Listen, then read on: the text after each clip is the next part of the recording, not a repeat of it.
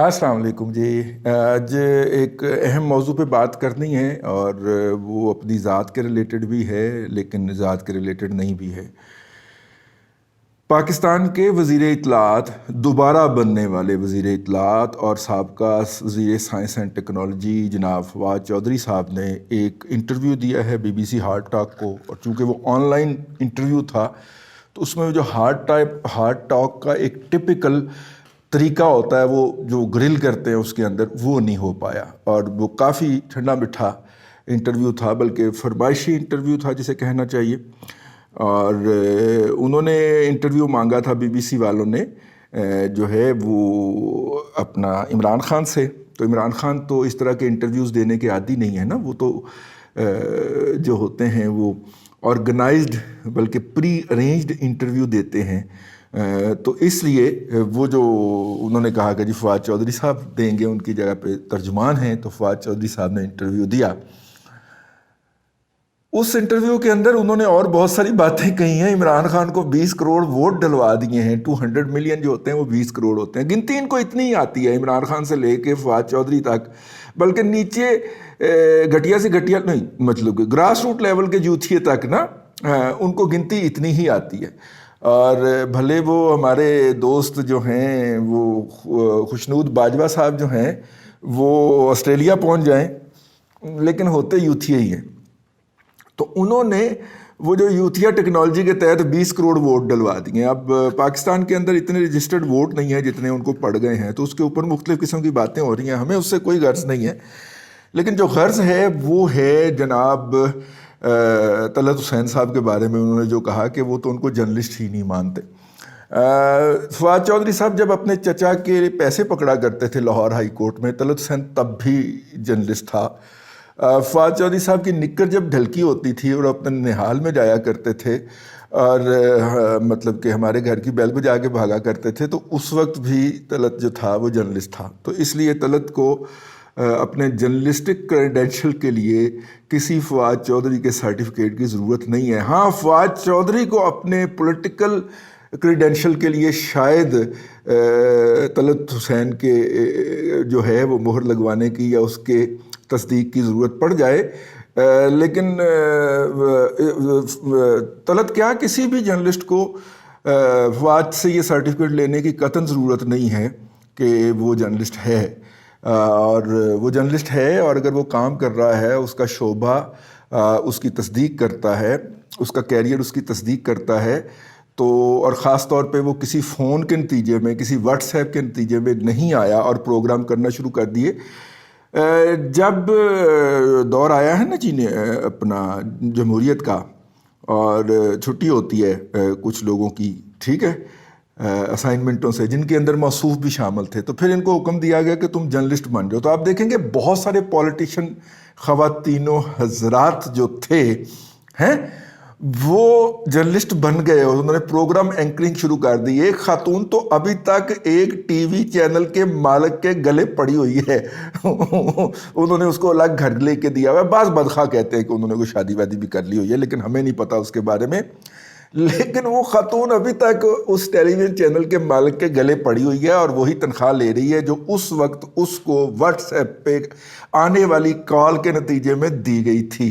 وہ اسی تنخواہ پہ شاید اب اینکرنگ کی بجائے اپنا زوجیت والی ڈیوٹی سر انجام دے رہی ہوں. ہمیں کیا پتہ. یہ بدگمان لوگوں کی پھیلائی ہوئی گندی گندی باتیں، ایسی گندی گندی باتیں نہیں کرنی چاہیے، ٹھیک ہے. تو یہ لوگ جو تھے اس ہدایت کے مطابق، واٹس ایپ کے مطابق ٹی ویوں میں گھس گئے. تو آپ کو یقیناً پتہ چلا ہوگا کہ کچھ دنوں کے لیے کچھ سیاستدان جو تھے وہ اینکر ہو گئے تھے. کچھ سیاستدان جو تھے وہ، اور سیاستدان سے مطلب ہے ان کے سیاستدان، انہوں نے کالم نگاری بھی شروع کر دی. ایک دو نے ہم سے بھی رابطہ قائم کیا کہ یار کسی کو کہو، کسی کو کہ ہمارا کالم لکھ دیا کرے. تو ایک دو کہ ہم بھی وہ ہیں رازدان، راز تو نہیں نہ کھولنا چاہیے، یہ ذاتی راز ہوتے ہیں. تو ایک دو کہ ہم نے بھی کالم لکھوانے شروع کر دیے، ٹھیک ہے. اور وہ بیچارے صاحب ایڈیٹر کو مہینے کے 15 20 30 ہزار روپے اضافی ملنا شروع ہو گئے. 4 کالم لکھنے مہینے کے، آپ کی تنخواہ 20,000 ہے، تو آپ کو 30,000 روپے اگر اور مل جاتا ہے تو آپ تو ساری عمر کے لیے، وہ تو بچے ساری عمر کے لیے مشکور ہو گئے کہ سر آپ نے بڑی مہربانی کی. ٹھیک ہے، لیکن نتیجہ یہ نکلا کہ انہوں نے کہا کہ جناب آپ جو ہے یہ نظریہ پاکستان کا چلے چھوڑے پڑے، وہ پورے گروپ آف نیوز پیپر کا ہی اس کو انچارج بنا دیا، وہ جو کسی سے کالم لکھ کے چھپاتا تھا۔ لیکن ٹھیک ہے، اچھا کچھ لوگوں کو جو کہ ہمیں نہیں جانتے یا تازہ تازہ دیکھنا شروع کرتے ہیں، ان کو بہت تکلیف ہوتی ہے کہ ہم ہنس کے بات کیوں کرتے ہیں۔ بات یہ ہے کہ ہم نے اپنے اساتذہ سے، اور خاص طور پہ شاہد ملک صاحب ہمارے ماڈل ہیں اس حوالے سے، ان سے یہ سیکھا تھا کہ اگر بات سخت ہو جائے تو پھر اس کے لیے تھوڑی سی نرمی پیدا کر لو، اور ہنس کے بعد سخت سے سخت بھی کہہ دو گے تو وہ قابل برداشت ہو جائے گی۔ وہی بات اگر آپ سنجیدگی کے انداز میں کہو گے تو وہ شاید جواب میں گولی ہی آئے، ٹھیک ہے؟ تو ہنس کے بات کہا کرو، اور بہت ساری باتیں جو ہیں وہ بٹوین دی لائن کر دیا کرو، سمجھنے والے سمجھ جاتے ہیں، ٹھیک ہے؟ اور وہ جو آپ کو کہہ رہے ہوتے ہیں نا کہ نام لیں اور سنجیدگی سے بات کریں اور ہنس کے نہ کیا کریں، یہ لوگ مخصوص ایجنڈے پہ ہوتے ہیں، یہ بیسیکلی آپ کو پھنسانا چاہ رہے ہوتے ہیں، تو ایڈے تے اسی نہیں نا تو کو پھنسان لگے، ٹھیک ہے؟ تو جو بات ہنس کے کہہ دی جائے وہ شاید دوسری سائڈ کے اوپر بھی ہمیں اس وقت جبر اور استبداد کے نئے ریکارڈ قائم ہو رہا ہے۔ جس طرح یہ حکومت ہر شعبے میں نئے ریکارڈ قائم کر رہی ہے نا، اس طرح جبر اور استبداد کے نئے ریکارڈ قائم ہو رہے ہیں۔ فسطائیت جو ہے وہ اپنے نئی شکلوں کے ساتھ سامنے آ رہی ہے۔ ایسی صورت کے اندر اگر یہ بھی آپ نہیں ہنسیں گے نا تو دماغ کی رگ پھٹنے سے آپ مر جائیں گے۔ ہم نے اپنے کئی دوست کولیگز کے جنازے اٹھائے ہیں اور ان کے نماز جنازہ پڑھی ہیں، جو کہ باتوں کو بڑی سنجیدگی سے لیا کرتے تھے، اور اس سنجیدگی کا نتیجہ ان کی جان کی صورت میں نکلا۔ اور ہم مرنے کے لیے ہر وقت تیار ہیں، ہاں اپنے رب سے ملاقات کرنی ہے، کوئی مسئلہ ہی نہیں ہے، ٹھیک ہے نا؟ ہم نے اپنے حصے کا کام کر دیا ہے۔ کسی بھی وقت بلاوا آئے تو بالکل یہ بھی نہیں کہیں گے کہ جناب ہے تو چک لین دو، مطلب کہ کوئی کپڑے شپڑے بدلنا نہیں، ہیں جی جانے کو تیار ہیں۔ لیکن جو ہے جتنا زیادہ کر جائیں اتنا زیادہ بہتر ہے۔ تو زیادہ کرنے کے لیے یہ ہم نے ایک سٹائل اپنایا ہوا ہے، جس کو ہمارا یہ سٹائل اچھا نہیں لگتا وہ نہ دیکھا کرے بھائی، ٹھیک ہے؟ پہلے ہمیں کون سا بہت زیادہ کوئی 2-3 لاکھ لوگ دیکھتے ہیں، مطلب 20,000 لوگ دیکھ رہے ہیں، ہم سمجھتے ہیں ہمارا حق ادا ہو گیا، ٹھیک؟ تو اس لیے یہ بار بار جو اصحاب آ کے نیچے ہمارے فیڈ بیک کے اندر یہ والی بکواسیات فرماتے ہیں، ان سے مہربانی ہے کہ وہ ایسی حرکت نہ کیا کریں، وہ وہاں پہ جا کے دیکھ لیں نا جہاں پہ کوئی سنجیدہ بات ہو رہی ہو۔ ہم تو ذرا بھائی ایسے ہی مزاحیہ انداز میں، تو مزاحیہ انداز میں اب فواد چودھری ہمیں یہ بتائے گا کہ طلعت حسین صحافی ہے یا نہیں ہے۔ اب طلعت حسین سے میرا بڑا پرانا تعلق ہے، اگرچہ ملاقات صرف ایک ہے، وہ بھی واگا کے بارڈر کے اوپر، ذاتی ملاقات، لیکن میں ان کا فین ہوں اور بچپن سے فین ہوں۔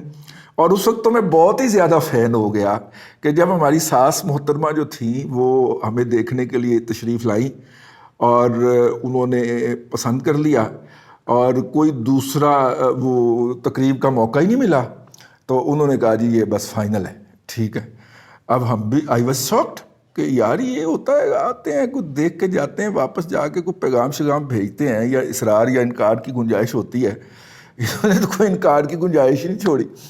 تو خیر وہ پھر جب شادی ہو گئی اور شادی کے بعد کئی سال گزر گئے، تو ایک دن ہماری جو زوجہ محترمہ ہیں جو کہ انہوں نے بس اپروول دے دی ہے کہ اس کمرے کے اندر اے سی لگا لیا جائے کیونکہ آپ کو پسینہ بہت آتا ہے، ٹھیک ہے؟ تو عنقریب یہ پسینے والا جو ہے اس سے جان چھوٹ جائے گی۔ لیکن ان سے ہم نے پوچھا کہ یار یہ کوئی آپ کا کانسنٹ وغیرہ کوئی لے کے آئی تھی وہ؟ تو انہوں نے کہا کہ نہیں، وہ نا انہوں نے جا کے تو کہا کہ مطلب کہ جب ہماری بیگم صاحبہ نے پوچھا کہ وہ مطلب کہ دکھنے میں کیسا ہے، ٹھیک ہے؟ اب اس وقت ہم ذرا تھوڑے سے سمارٹ ہوتے تھے، اب تو ہارڈ رامی کی وجہ سے پھیل گئے ہیں نا، تو وہ اس وقت طلعت صاحب کا پروگرام چل رہا تھا، ٹھیک ہے؟ تو انہوں نے کہا مجھے تو ایسا لگا، ٹھیک۔ اب مسئلہ یہ ہے کہ چلیں بال تو ہمارے اس زمانے میں پورے تھے، اب پتہ نہیں طلعت صاحب سے کیا ریزیمبلنس نکلتی ہے، تو وہ یہ ایک دوسرا تعلق تھا نا. جب میں سوچتا ہوں اس تعلق کو تو میں مسکرا پڑتا ہوں. ٹھیک ہے, دوجی پارٹی کو پتہ نہیں لگن دیتا میں کیوں مسکرا رہا ہوں, تو میں مسکرا پڑتا ہوں. تو طلعت صاحب سے ایک یہ ذاتی میرا بہت ہی ذاتی قسم کا تعلق بھی ہے کہ ہم نے انہیں دکھا کے تو اپنی جعل سازی آگے ٹوری تھی. تو خیر یہ تو ایک ذاتی سا حوالہ آ گیا. طلعت صاحب بین الاقوامی میڈیا ہاؤسز کے لیے کام کرتے ہیں, ان کے لیے لکھتے ہیں, جہاں پہ کہ لکھنا واقعی صحافت ہوتی ہے. مطلب وہاں پہ آپ ارتھ برتھ شنٹ نہیں مار سکتے, اور اگر آپ اس طرح ایک دفعہ کر لیں گے تو وہ دوبارہ آپ کو نہیں چھاپیں گے, اور وہ افزانہ بھی بہت مناسب دیتے ہیں. تو اس لیے جو ہے یہ ساری اس عالمی پیرامیٹر سے بھی گزرنے کے بعد میرا خیال ہے کہ جو ان کو جرنلسٹ نہیں مانتا اس کے اپنے دماغ کے علاج کی ضرورت ہے. طلعت صاحب صحافی ہیں اور ان کو کسی بھی اس کی ضرورت نہیں ہے سرٹیفکیٹ کی. بس ایسے ہی ایک بالکل میرا ذاتی سا یہ ویلاگ تھا, تو میں نے کہا یہ میں تھاٹ آپ سے شیئر کر لوں, جہاں پہ اتنی زیادہ جو ہے وہ ٹھیک ہے مزمل سہروردی سے لے کے اور رضا رومی اور ادا سولنگی تک سارے چھترول کر رہے ہیں جناب فواد چودھری صاحب کی. تو میں نے کہا میں اس نیک کام میں اپنا بھی تھوڑا سا حصہ ڈال لوں. اللہ آپ کو آسانیاں عطا فرمائے اور آسانیاں خلق خدا میں تقسیم کرنے کی توفیق عطا فرمائے.